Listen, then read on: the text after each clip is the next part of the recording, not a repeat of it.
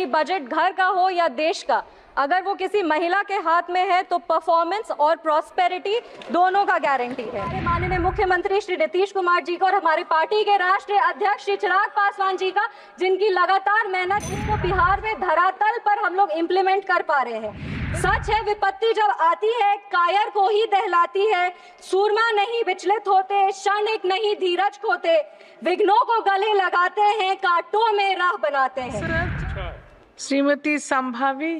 धन्यवाद सभापति महोदय। एक युवा महिला सांसद होने के नाते हम ये अपना सौभाग्य मानते हैं कि अपनी पार्टी लोक जनशक्ति पार्टी की तरफ से इस फाइनेंस बिल 2024 में अपना पक्ष रखने का अवसर मुझे मिला।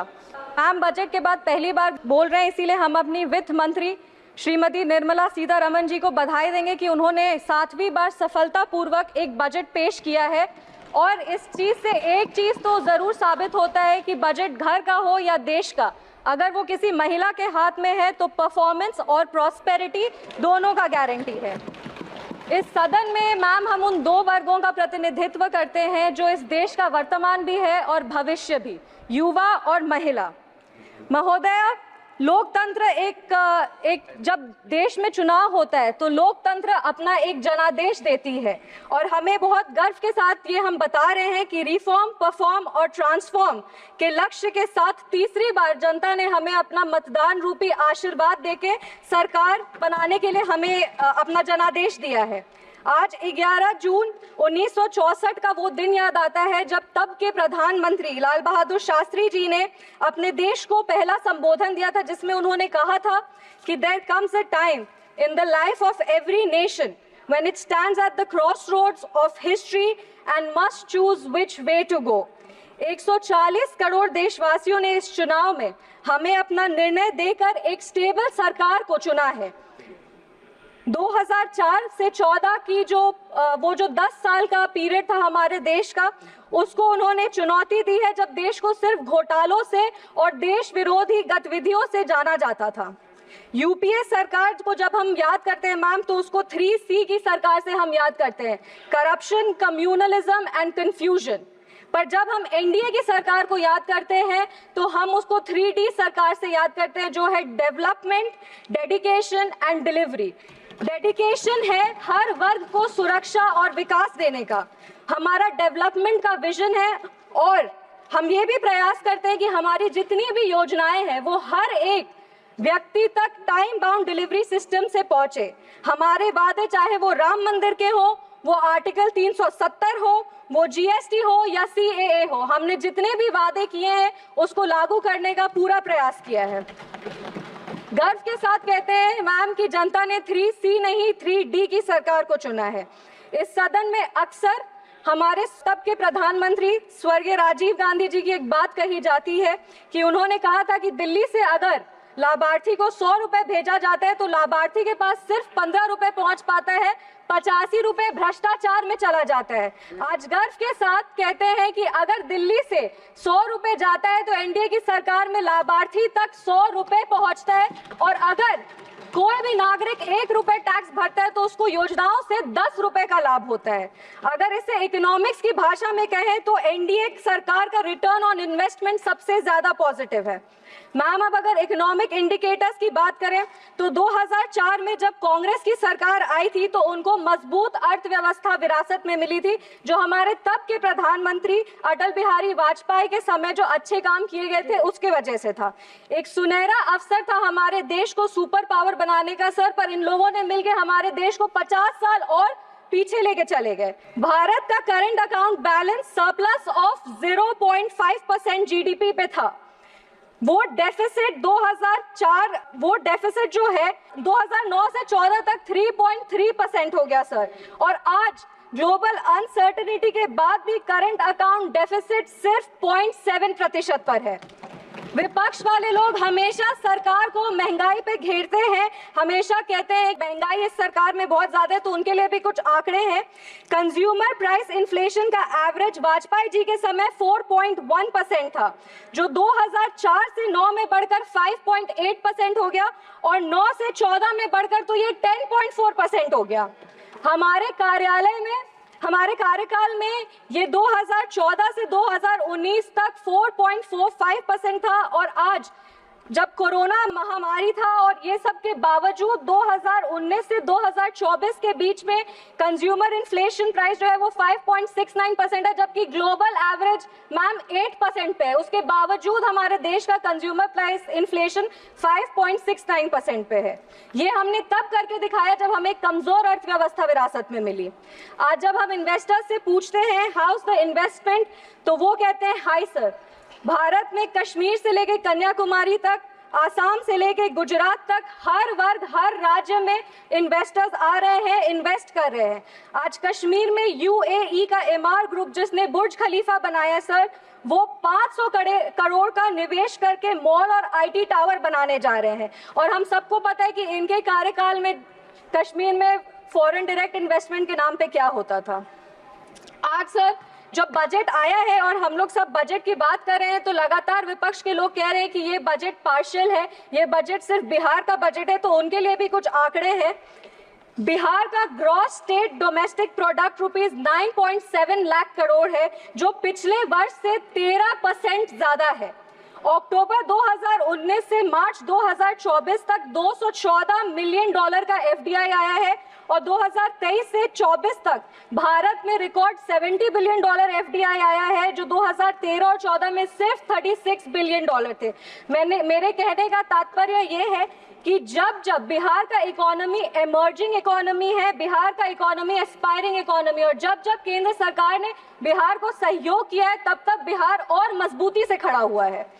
मैं प्रधानमंत्री जी को और वित्त मंत्री जी का विशेष आभार व्यक्त करती हूँ बिहार की तरफ से, जिन्होंने बजट के लिए इतनी अच्छी घोषणाएं बिहार के लिए की है।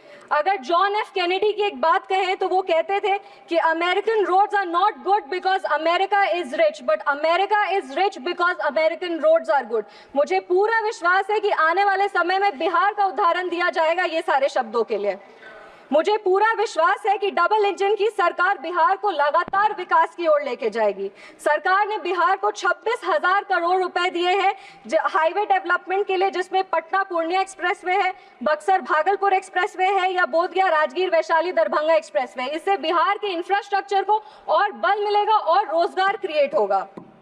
महोदय, इतनी सारी योजनाएं, 48 लाख करोड़ का बजट, रिकॉर्ड टैक्स कलेक्शन, हर प्रदेश में इंफ्रास्ट्रक्चर प्रोजेक्ट, ये सब सिर्फ इतने 10 साल में ही क्यों हो रहा है? क्योंकि व्यवस्था तो वही है और अधिकारी भी वही है। जो बदला है वो सिर्फ हमारा काम करने का ढंग, क्योंकि हमारे पास नेता भी है, हमारे पास नीति भी है, और हमारे पास देश का सेवा करने का नियत भी है। आज जो फाइनेंस बिल आया है वो हमारे देश के लिए एक नया ग्रोथ स्टोरी दिखेगा, क्योंकि हम आज टैक्स टेररिज्म से टैक्स ट्रांसपेरेंसी की ओर बढ़ रहे हैं। अगर फाइनेंस बिल और टैक्सेशन का बात करें तो हमारा टैक्स सिस्टम दुनिया का सबसे बड़ा टैक्स सिस्टम है, और हमारे देश की जो अर्थव्यवस्था है वो इस पर निर्भर करती है।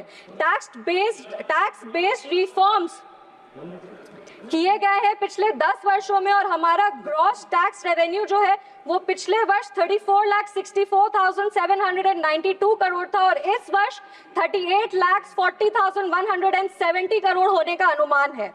विपक्ष वाले लोग हमेशा आरोप लगाते हैं कि केंद्र सरकार उनकी सहायता नहीं करती, तो उनको बता दें कि इस 48 लाख करोड़ में से 30% जो कि 12,47,211 करोड़ है वो राज्यों को दिए जाएंगे। हमारी सरकार की नीतियों के कारण हमारा नेट टैक्स रेवेन्यू जो है वो 2014 में 9 लाख करोड़ था, वो आज बढ़ करके 25 लाख करोड़ है, और हमारा tax to GDP ratio record 11.8% पर है। हमारी सरकार ने जीएसटी लगाकर पिछले 70 वर्षों में जो सबसे बड़ा सुधार है वो किया है। जीएसटी कलेक्शन अप्रैल 2024 में 2 लाख करोड़ रुपए का स्तर पार किया है, और जीएसटी काउंसिल के गठन के बाद हमारी सरकार ने कोऑपरेटिव फेडरलिज्म को और बल दिया है, एक नया मीनिंग, एक नया डेफिनेशन दिया है। फाइनेंस बिल बहुत ही एक आवश्यक बिल होता है, क्योंकि हर सेक्टर्स को इसमें इंसेंटिव देने का काम किया जाता है। और जैसा कि हम जानते हैं कि आम आदमी जब बजट का भाषण सुनता है तो सबसे ज्यादा अगर वो कुछ गौर से सुनता है तो वो हमारे टैक्सेशन प्रपोजल्स को सुनता है। हमें बताते हुए ये बहुत खुशी हो रही है कि हमारी सरकार ने उन्हें निराश नहीं किया है, और new tax regime rate structure को रिवाइज करके ऐसा एक टैक्सेशन सिस्टम लाया जिससे सैलरीड एम्प्लॉय हर साल 17,500 रुपए का इनकम टैक्स सेविंग कर पाएगा। इसका लाभ मध्यम वर्ग के लोगों को और निम्न वर्ग के लोग को सबसे ज्यादा होगा। सरकार द्वारा standard deduction for salaried employees को 50,000 से बढ़ाकर 75,000 रुपए कर दिया गया है और deduction on family pension for pensioners को 15,000 से बढ़ा करके 25,000 कर दिया गया है। इन प्रावधानों से मिडिल क्लास को लाभ होगा, कंजम्पशन बढ़ेगा, इकोनॉमिक ग्रोथ को एक पुश मिलेगा और हमारा जो 5 ट्रिलियन इकोनॉमी बनाने का सपना है उसको पूरा किया जाएगा।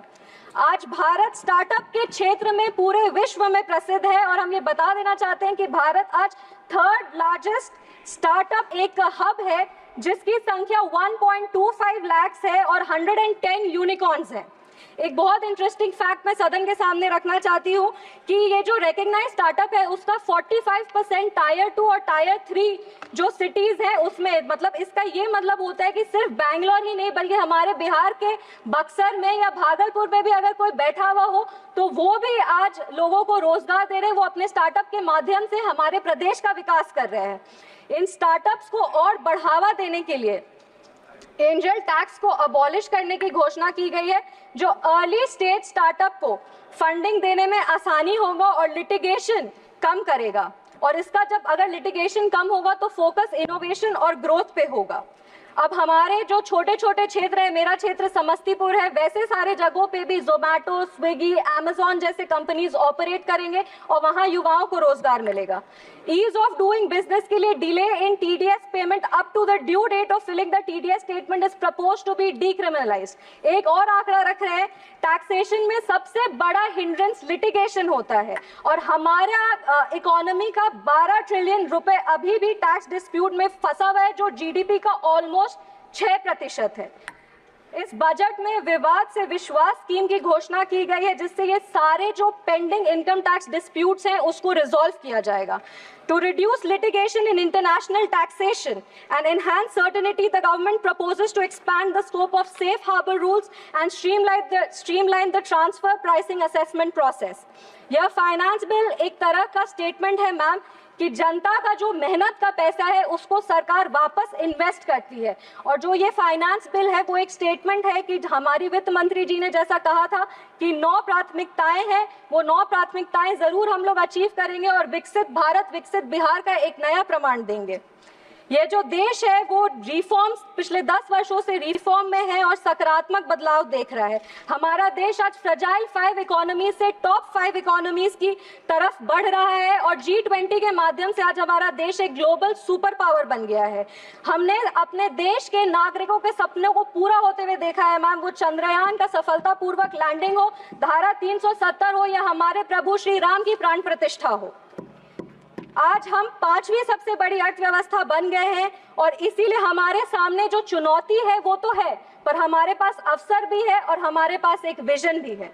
अपने वाणी को हम विराम देने के पहले धन्यवाद देंगे हमारे माननीय मुख्यमंत्री श्री नीतीश कुमार जी को और हमारे पार्टी के राष्ट्रीय अध्यक्ष श्री चिराग पासवान जी का, जिनकी लगातार मेहनत की वजह से हमारे 1 मिनट मैम 1 मिनट सबसे युवा सांसद है 2 मिनट, जिनके लगातार प्रयासों के वजह से आज हमारे प्रधानमंत्री जी का जो सपना है उसको बिहार में धरातल पर हम लोग इम्प्लीमेंट कर पा रहे हैं। विपक्ष के लोग हमेशा हमें कहते रहते हैं, हमारी नीयत को खोजते, हमारी नीति को खोजते, हमेशा हमें कोसते रहते हैं। तो हम राजधारी सिंह दिनकर जी की धरती से आते हैं, 2 पंक्ति बस पढ़ेंगे इनके लिए। सच है विपत्ति जब आती है कायर को ही दहलाती है, सूरमा नहीं विचलित होते, क्षणिक नहीं धीरज खोते, विघ्नों को गले लगाते हैं, कांटों में राह बनाते हैं। जय हिंद, जय बिहार, जय समस्तीपुर।